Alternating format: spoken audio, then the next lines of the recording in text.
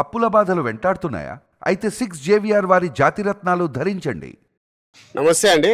మనం ఇప్పుడు చాలా మంది యూత్ని మనం మగవాళ్ళతో తీసుకున్నాం కదా, ఇప్పుడు ఆడవాళ్ళని కూడా కనుక్కుందాము. సో ఇక్కడ ఏ పార్టీ వస్తుంది ఏందో అమ్మ మాటల్లోనే. అమ్మ నమస్తే, మీ పేరు? నా పేరు శాంత. శాంత. అమ్మ, ఇక్కడ 3 పార్టీలు ఇప్పుడు బాగా పోటాపోటీగా పోటీ పడుతున్నాయి. ఏ పార్టీ వస్తుందమ్మా ఇక్కడ? కాంగ్రెస్ పార్టీ వస్తుందా? ఓకేనా? ఓకే. ఇంతకుముందు బీఆర్ఎస్ వచ్చింది కదా, ఎట్లా చేసిందమ్మా ఇక్కడ డెవలప్మెంట్? వచ్చింది కానీ మా ఇసుగుడకు కనీసం గిట్టమ్మముగా మా గేటు, నాది ఇల్లు ఇది, ఈ గేట్ తీయమని 3 సార్లు కంప్లైంట్ పెట్టిన, ఒక్కలన్నా పట్టించుకోలేదు. ఎందుకమ్మా అంటే ఈ స్తంభం మీ గేటుకి అడ్డం ఉందని? అడ్డం ఉందని షాట్ కొడుతుంది వాన పడితే. ఇది ఓకే, షాట్ కొడుతుంది. 3 సార్లు కంప్లైంట్ పెట్టినా, నేను ఎన్నిసార్లు తిరిగిన అన్న దగ్గరికి, అయినా కానీ పట్టించుకోలే. ఎవరు అంటే ఇక్కడ లోకల్ కార్పొరేటర్ దగ్గరికి వెళ్ళేదా మనకు మాగంటి గోపినాథ్ దగ్గరికి? గోపినాథ్ అన్నకే ఇచ్చిన, అన్నే రాసి గోపినాథ్ అన్నకి ఇచ్చే నేను చేస్తే కూడా పట్టించుకోలేదు ఎవరు. ఎందుకమ్మా మిగతా బస్సులలో అన్ని బాగానే చేసారు, ఈ బస్సు ఎందుకు పట్టించుకుంటలేదు? అసలు ఎవ్వరు పట్టించుకోలేదు అయ్యా. ఎవ్వరు ఏది చేసిరు చూపిరు, మాకు ఏది చేసిరు చూపిరు.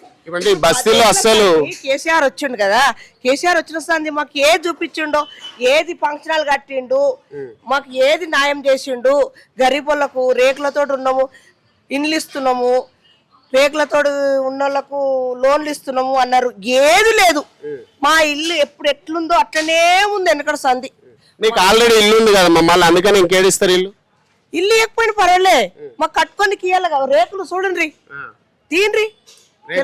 రేకులు ఇల్లు, స్లాబ్ ఇల్లు వేసుకుంటాం అంటే కూడా ఇస్తలేరు. ఎన్నిసార్లు తిరిగినా మొత్తము మనిషికి ఎవరు పట్టించుకోకుండా మనిషి గరీబులను లెక్కనే చేస్తలేరు కదా.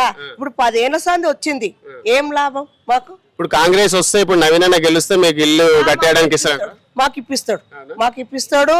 ఎందుకంటే మాకు లోన్లానే పెడతారు కదా, మేము నెలకింతలా కట్టుకొని బతుకుతాం గరీబులం. నాకు 3 ఆడపిల్లలు, మా ఆయన చనిపోయి ఇప్పుడు 26 ఏళ్ళు దసరాకు. మరి నేను ఏ వయసులో ఇది చేయొచ్చు? ఎంత కష్టపడుతుండొచ్చు. నేను గేదెలు మేపుకుంటా, రూపాయి ఇల్లు తిరుక్కుంటా, పాలం కూడా బతుకుతా నేను.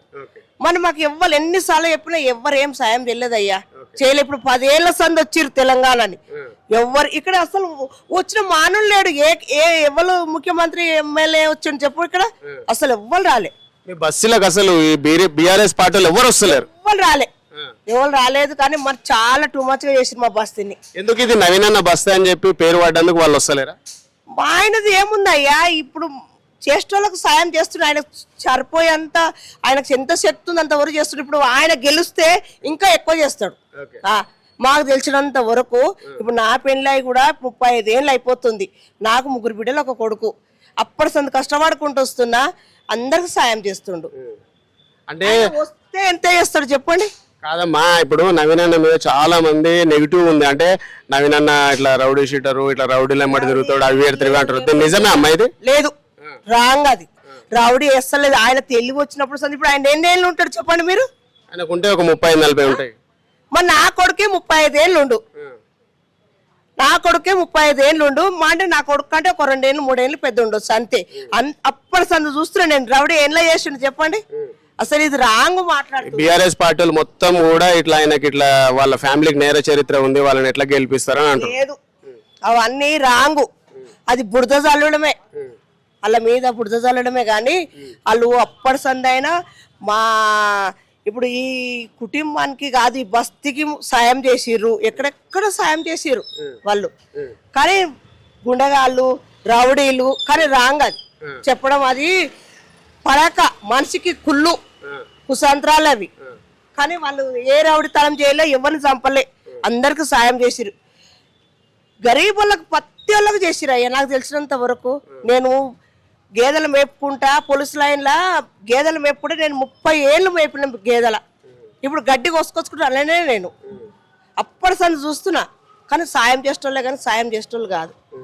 మనిషికి అది తప్పు చెప్పడం. కాంగ్రెస్ పార్టీ ఏది కూడా ప్రజలకు హామీ ఇచ్చింది, ఏది కూడా ఓన్లీ ఫ్రీ బస్ తప్ప మిగతా ఏది కూడా చేయలే అంటారు. ఎందుకు చేయలేదు? ఇప్పుడు రేషన్ బియ్యం ఇస్తున్నారు, సన్న బియ్యమే మనిషికి.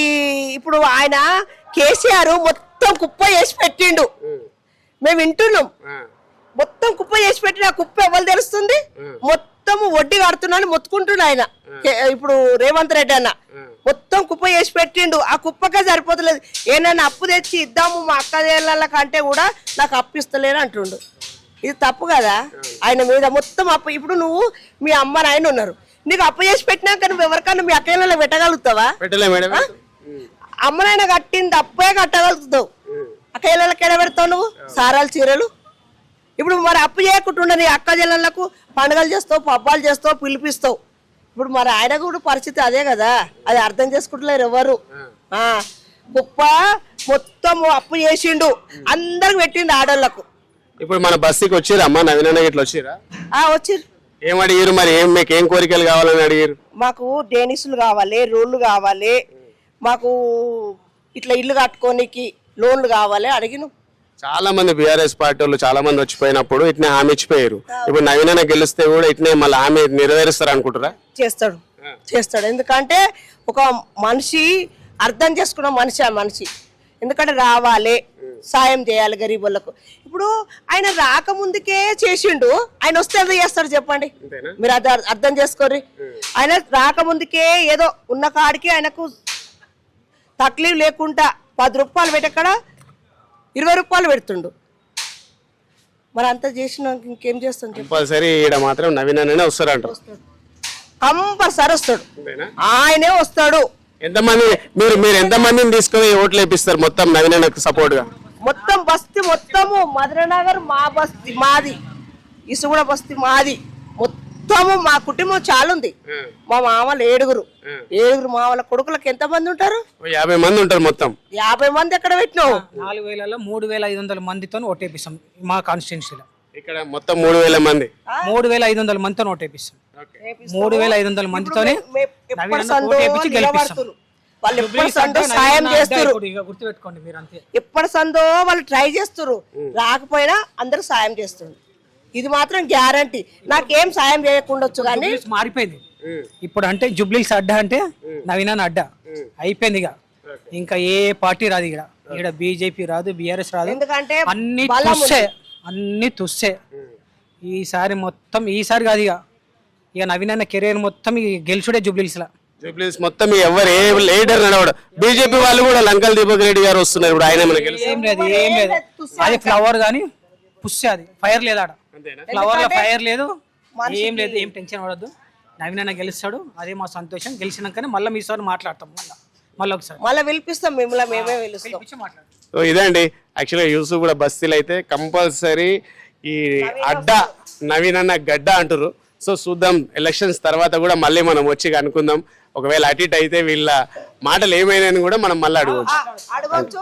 నేను కూడా మాట్లాడతాం, మాకేం భయం లేదు. మేము అంటే మళ్ళీ నువ్వు వచ్చినా మాతో ఇంటర్వ్యూ తీసుకుంటావు అంతే కదా. గెలిచినాక కంపల్సరీ ఇప్పుడు మీ కోరికలన్నీ నెరవేరుతాయి కాబట్టి. మీరు అటు ఇటు అనుకునేదే లేదు. మేము గెలుస్తున్నాము, మా నవీన్ అన్న అసెంబ్లీలో ప్రమాణ స్వీకారం చేసుకుంటే రేవంత్ రెడ్డి సార్తో కూర్చుంటాడు పక్కన అసెంబ్లీలో. అది చూసుకొని ఇదండి పబ్లిక్ అయితే కంపల్సరీ అయితే నవీన్ అన్న కంపల్సరీ నవీన్ అన్న అయితే వస్తారని అంటారు. చూద్దాం ఇంకా మిగతా వాళ్ళని కూడా మనం కనుక్కుందాం.